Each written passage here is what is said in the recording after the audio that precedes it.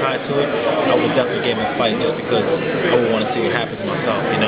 John is we trained together about a year ago, and he's a different fighter in so many respects. But when I watch him fight, there's still some things that I still see that he still does. So I think that there's a few gaps in there that I'll be able to exploit.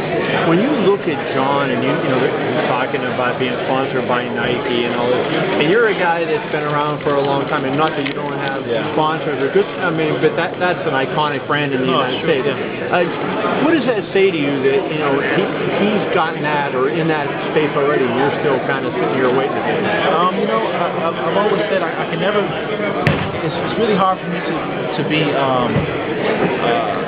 wanting what others have in that respect. I want to be champion, stuff like that, but what's for John is for John. And when something's for me, it'll be for me. I can't want what he has because that doesn't bring it any faster for me. I think it's great for the sport in general that we're getting a recognition because ultimately what it comes down to is the growth of the sport. I'm just somebody in the sport and I love doing sport, but it's the growth of the sport. So if he's getting a good Nike deal, then that's good for him. My last question would be, what is the impact of height and really specifically reach in this fight? He has such a huge reach, and I know you had that overhand right that you like to throw. How do you land that against a guy with such a long reach and so tall? Timing is everything. Timing is everything, and sometimes somebody with a long reach, they can take away the reach themselves. John is a long fighter who really doesn't fight long, so we'll see how much does he help me out. Rashad, you've had a lot to say about Greg. We know everything there, but what about the positive times? What can you tell us about the history of the good times with Greg and Wink and the guys at Jackson? Yeah, I used to love Greg. I used to call him Craig Blackson. Craig. And I call him Craig because every single time he'll go somewhere, somebody will always kind of mess up his name a little bit. It's like, hey, you're Craig? He's like, no, it's Greg. So that's before he was like really, really popular. And I called him Blackson because when I first went and started training with Greg, I told one of my cousins that I'm training with Greg, I'm like, yeah, I'm glad you got yourself a brother. Because his last name was Jackson, so he automatically assumed that he was black. So I started calling him Craig Blackson. But we had a good relationship. We had a good friendship more than anything. And it's just too bad that things had to happen the way they did. And Wink and John, we've always had a good relationship. We always had just that great culture, great coaching and student training. Really good relationship. What did it mean to you to have Chief Jardine in your corner? I know he didn't train with John, he didn't spar with John, he stepped out of that. I know he came down and helped you out for a few days. I mean, as a teammate, Keith being a friend, what did that mean to you? Man, Keith is my brother, man. I love Keith to death. He definitely has my heart, and he's definitely a part of me no matter what because we came up together. And no matter how much success I may have or anything or wherever the road may take me and take him, we always have that bond. And we never forget that. So it meant a lot to me when he came and he came to help me out. Last question: does it mean a lot? John Dodson, I talked to him. He said, "I don't care whether you ever train at Jackson's or not. You are still part of Team Jackson." Does that mean something that the teammates, they don't want to get in the middle of this, but they're still standing by you? Nah, yeah, it means something. It definitely means something because we all came up together. Little John Dodson, when he was the most talented fighter in the room, but really couldn't get any fights because he was just too small, and he trained for many months just to have a fight, canceled on him, and he's one of those fighters who really became my inspiration in many ways because when you see a fighter like that who continuously in the training room getting better without knowing if he's ever going to get a chance to fight or knowing if he ever gets a chance to fight on the stage, that some of the people that he trains with are going to do. It's it's a very humbling experience. So to see him doing that, and it just became a bit of my motivation too and my inspiration. The fact that you taken down Jones before in training, does it give you an extra confidence or an extra thing in his mind about fighting you? How difficult it's going to be? Well, I mean, for the most part, he can say what he want to say, but it's going to be different for him because he knows that I can take him down. You see what I'm saying? See, before, he can never even imagine somebody taking him down because they didn't. But he knows I can because I have. So there's doubt on his mind. There's not doubt, it's a fact. I can take him out. He understands it, so he's going to fight with the idea that, okay, I got to be careful because this guy can take me down because he has before. You've been where he is now at the top of the heap, and you've also been a challenger. But he has never been a challenger to a champion. Yeah. What is going through his mind, and how do you exploit that to bring home the belt? It's really hard to think what was going on in his mind because he wears such he wears a pretty good mask, But I can imagine that the pressure gets to him. I can imagine, the thing about John is this right here. I listen to what he say, and then I know he always thinks the opposite of what he actually says. So he says what sounds good, but he's actually feeling the opposite. So the simple fact that he's saying it's not personal, the simple fact that he's saying it's this and it's that, is really telling me that it's probably the opposite of what he's really feeling. Question back here, and I may be following conspiracy theory, but why was it that we didn't see a bunch of your Forrest Griffin highlights? I mean, I looked at everything, and I didn't see at all one time of you basically crushing his head to the canvas when you won the title. Yeah, I don't know. That's a good question. You know what I'm saying?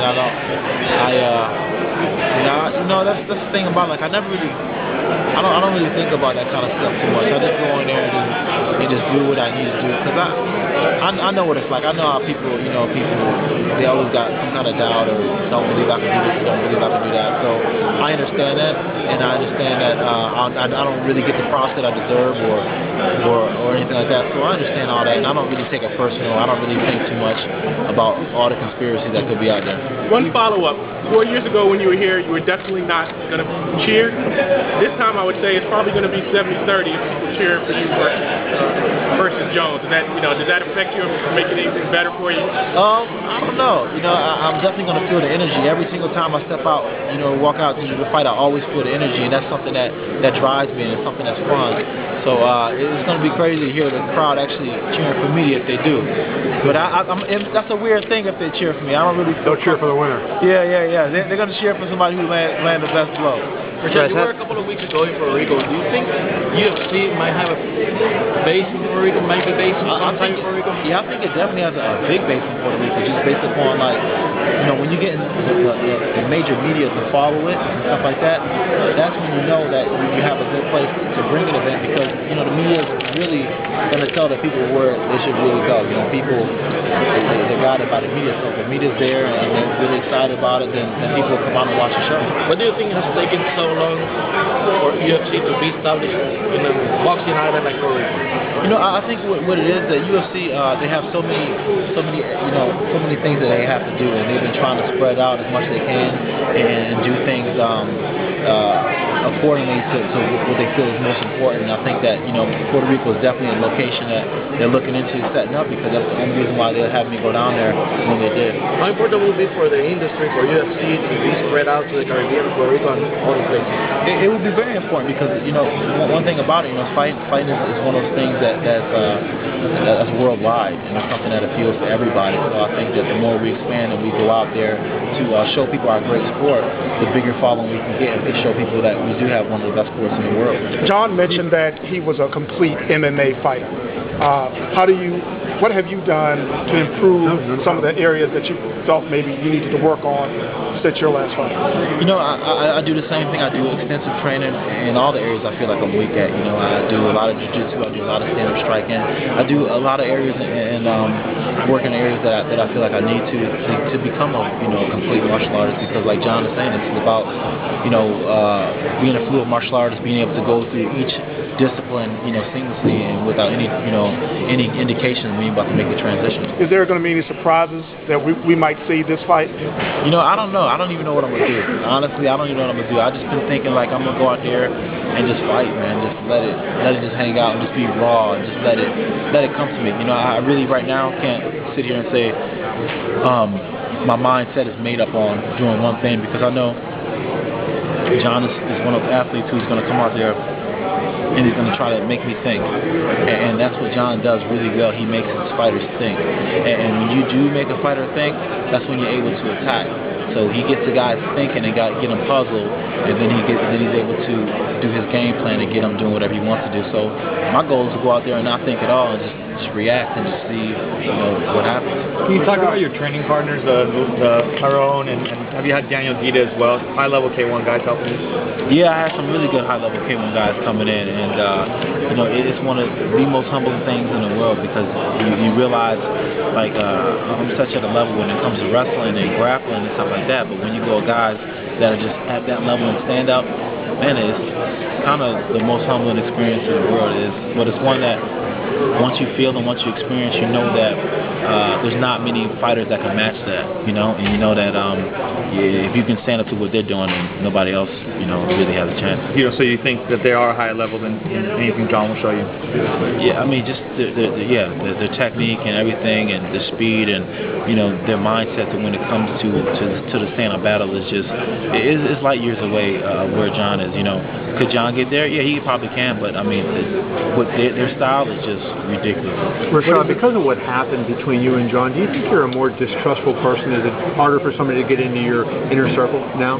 You would think that it would make me more distrustful, but it's just in my nature to be open, and I figure it's like this, would there be a chance where I can get screwed over again? Yeah, probably, but I can't stop being me. I can't stop being the way that I am, and if I let somebody change the way that I am that way, then I've really lost the battle of just staying true to who I am, and I've become jaded, and I lost a little bit of myself. Would you put anything in place to prevent at the Black Zillions at Imperial Athletics to prevent a similar situation from happening? Well, I wouldn't fight. I wouldn't fight my teammate. I really wouldn't fight him, and this is if there's somebody that came in at 205, Tyrone comes in, he's doing really well at 205 and he's making headways, then I'll make room anywhere else if he's the one, because for me, I enjoy the training, I enjoy the relationships, and that's a part of MMA that I really like. Fighting is not the only thing I can do. I enjoy fighting. This is something that I do to express myself, another side of me, but it's not the only thing I can do. And for me, it's about having great relationships with people and having great friendships and being able to walk out of sport saying, man, I had a great time doing it and I had these amazing, great relationships. Yeah, it's great to make money and everything like this, but I'm a college-educated kid. I think I can figure out some other ways to make money if need be. Rashad, what do you think about that you're confronting your ex-partner for training? This is the biggest challenge that you have confronted in your career? Yeah, it's a big challenge because not only am I facing my old training partner, I'm facing my old coaches. The whole team, right? Yeah. I mean, so those guys, they know me inside and out. Those guys really know me on a personal level, and they know me emotionally. They know my life. They know a lot of things about me. They know what drives me as a fighter. They know everything there is to know about me. So we'll see how much they truly remember.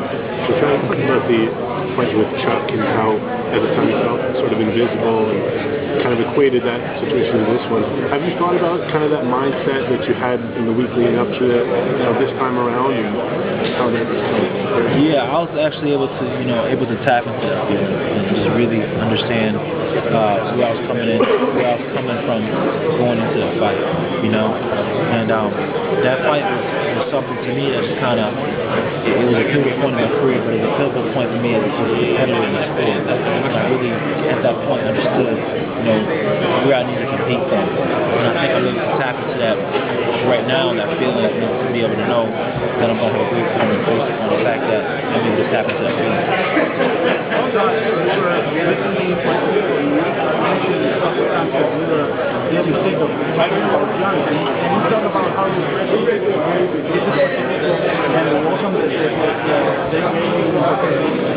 It was a great welcome to the game in Puerto Rico, and it was really refreshing. I didn't really, when I went on the trip, I didn't really know what to expect. I didn't know how it was going to be, but when I got off the plane, I seen everybody there, and they were like greeting me like I was Peter Trinidad, and I was like, man, this is amazing. And I never had a welcome like that. And I go home to Chicago or Florida, I never had people waiting for me at the airport to take pictures, so it was kind of cool. Comment a little bit on the meeting people you have with the boxing and how important and how exciting it was to be. It was exciting to me, Tito, because I'm a big fan of Tito. I've always been a fan of Tito. And to be able to see him and then see see now he's coming to check me out and see me. It's like, man, I can't believe it. It seemed like not too long ago I was watching him on HBO and the behind the scenes and everything on him, and then now he's coming and now he's part of my behind the scenes. So it was like one of those moments where you kind of think like, wow, how much I've grown, how much have my life changed. You know, because in the sport, it moves so fast. Sometimes it's really hard to have an oh wow moment, like to see myself in a position. It's really hard. But when I get a chance to meet somebody like that, it's just you know, a chance for me to see how far I've come along. Your last two fights, you had B-Hop in Philadelphia giving you pointers, and you had Tito now. Is De La Hoya next? I actually had Roy Jones in camp. Oh, Roy too? Yeah, Roy Jones. Roy Jones came to camp, and me and Roy, we have pretty good friendship for a couple years. So, you know, Roy comes out and he gives little pointers here and there because, you know, Roy was one of the best ever. He's kind of like you in the sense that, you know, he's not as tall as a lot of his opponents. Yeah. He's really fast. Yeah. So can he, you know, do you relate better to him than, say, somebody like a Hopkins who's not known for speed and not, you know? Well, I relate to him in different areas, you know what I'm saying, different areas of the game. But, you know, Roy was one of those guys I followed his whole career, and I was like sick about Roy. Like I would watch all his fights, all his DVDs, and watch everything that he ever done.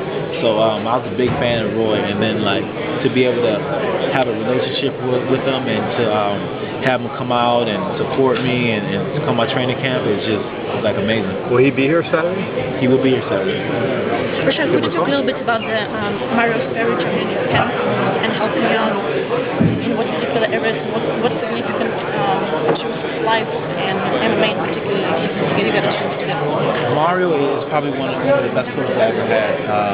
His groundwork is phenomenal, and you know, just his philosophical side, his mindset it's really good as well. You know, he always gives me those little pointers. You know, he's always saying, focus and you're focused. And like, you know, he's got like a bunch of sayings that he says and different ways he has a way of inspiring you when it's time to fight. Like Mario, he trains us. Like he goes hard with us. And not just in his practice, but like in all the other coaches' practice too, like in stand-up and, you know, in wrestling practice. He's in there and he's flying it, and he's a really good training partner. So, you know, I love the fact that Mario has just become part of the team. The other day you tweeted about the focus, finding the focus and finding the focus. And you said a couple moments ago that you don't really know what you want to do on Saturday. So do you actually find your focus for the Saturday fight? Yeah, I found my focus, but don't know what I'm going to do on Saturday. It's just kind of just allowing myself to be present, because it's really hard to be present when you have some pre-thoughts about what you're going to do, because you're going to be thinking. I think the best thing there is to do in a fight is to not think at all. It's just be totally blank, so that way you can receive everything as new. You know, when you do that, everything seems to come at you at a slower pace. It's really like the Matrix. Like when you are so present and dialed in, when somebody throws a punch, it's like, it's really slow. And even when you throw a punch, it's like, man, I got to speed up my punches. But then when you watch it back on tape, it's like, it was really, really fast. So like when you really focus, time just seems to stand still, and you're able to just really pick out all, you know, certain moves and stuff like that. When you start, you know, looking or listening or to what people got to say or start thinking, then you slow down, because what happens is the idea has to come into your mind, and then it has to process, and then you got to find a way to react. That's way too slow. You know, so when you're so dialed in and focused, everything just hits it all at one time. You're just not even present. You just like, I mean, you're not even just like thinking. You're just like so dialed in and present. As well, there is a lot of talk that John possessed some of the qualities like crawling inside of the ring. Do you think it's going to be a challenge for you to see this reflection of yourself, kind of mirror into mirror, and challenge them? Nah, you know, I think some of the best feeling I got was when we trained together. It was really fun, and it was very. We had some really good sessions, you know. So I think we're gonna have a really good session on Saturday. But you know, all the crawling in the cage and stuff. I mean, young guy got it for me. I can't be too mad at him. I guess the biggest sign of flattery is invitation, right? So he's definitely imitated me. Rashad, what do you think is your best advantage in this fight? Best advantage? You're gonna laugh when I say this, but it's that I'm small. I'm smaller than him, so I got the size advantage. So you can get in close to him and do what you do. And be all over like a little spider monkey. Perfect. Last question right here. Let's end it on something really important, the walkout music. I don't know how old school you are, but James Brown, Papa Don't Take No Mess. Oh, Papa Don't Take No Mess? That's a good one right there. That's a good one.